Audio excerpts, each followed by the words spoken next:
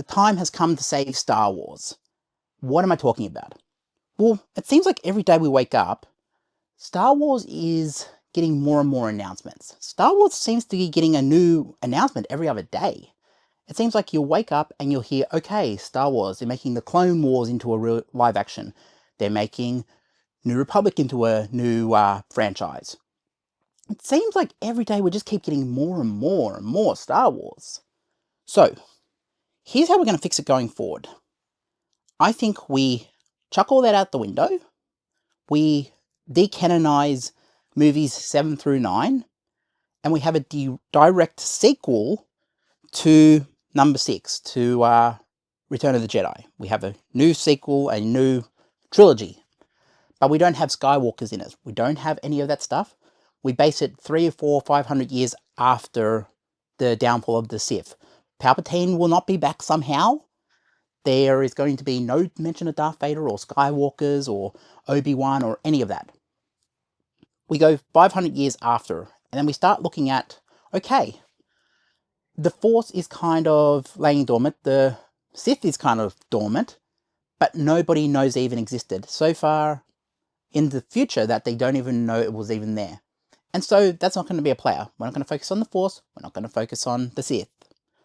We're going to focus in on everything else in the Star Wars franchise. Everything else, all the planets, exploration. Make it like a, a space soap opera, but make it like a Star Trek. And I know that's going to a lot of Star Wars fans, but hear me out.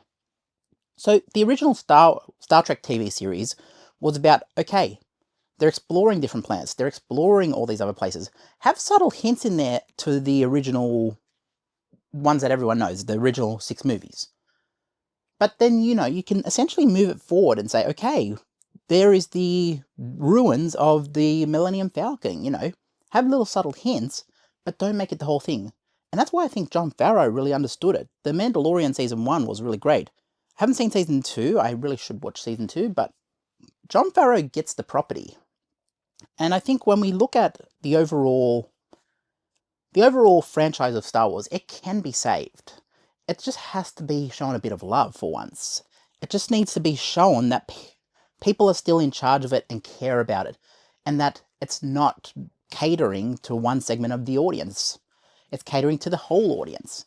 The great thing about Star Wars is that you still have the guy who invented it and made it alive. He's right there, George Lucas. And say what you will about George Lucas, but I'd say Jon Favreau is like the guy in charge, like the Kevin Feige of Star Wars.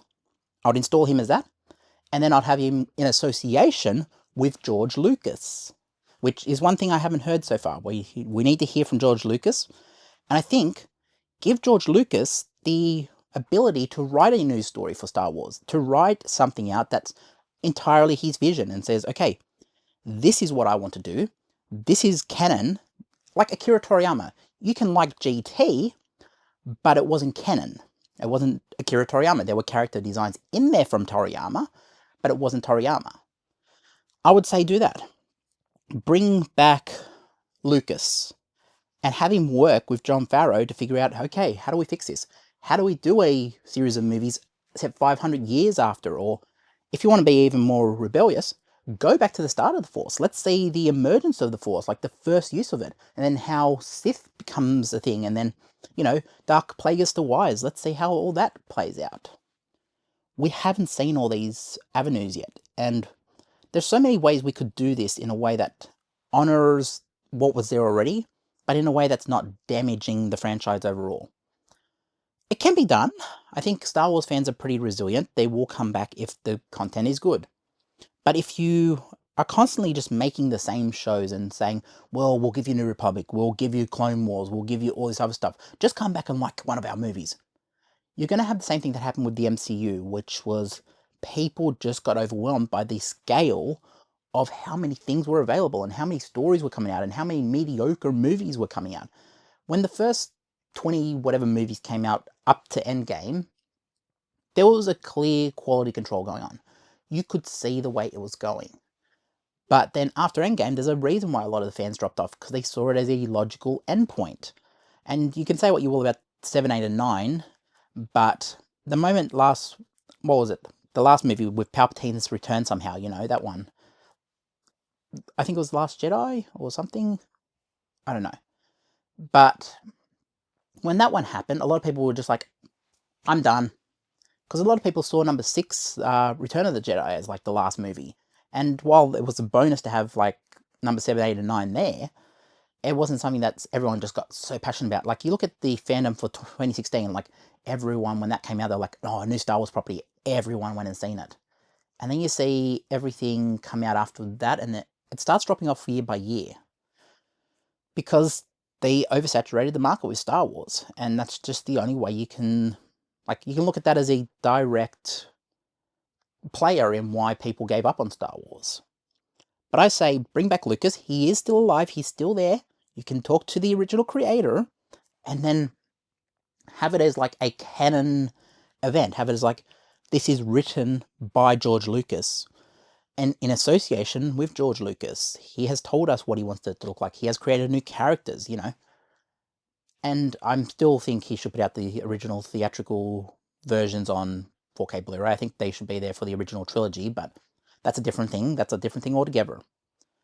Have a George Lucas there to say, no, the original vision I had for Star Wars was this, and I wanted to go beyond that. If I was going to make 10, 11, and 12, this is what it would have looked like. I think you have the players there. It can be done. It's whether Disney actually want to essentially throw the playbook out the window and say, okay, we need to get Kathleen Kennedy out of there, and we need to essentially put in Jon Favreau, or bring back a George Lucas, or get some outsider who understands and loves Star Wars, but we know that he will do good things with it. I think that's what needs to happen. And it may not be what everyone wants, but people will adapt. I mean, look at what DC's doing. Like, DC had a relatively successful franchise in Man of Steel and all these other movies, but they made such big mistakes that the fan base just gave up on it and was like, we're done, we don't care.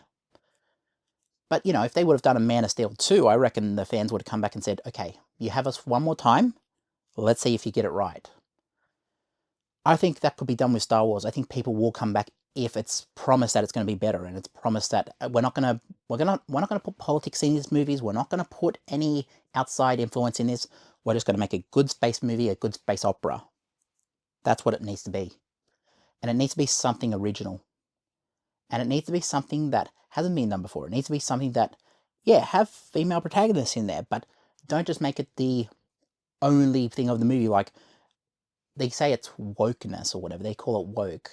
But, yeah, don't just have Rey Skywalker or whatever show up and be like, she's Rey Palpatine, by the way. She's not Rey Skywalker. She's Rey Palpatine.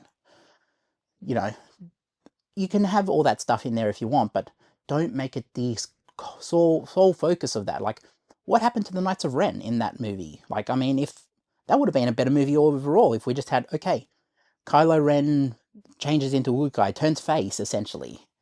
And he would become like, okay, he fights the Knights of Ren, and, you know, have that as like a whole movie, and then, you know, essentially he fights to the death with the Knights of Ren, you know? That's what could have happened.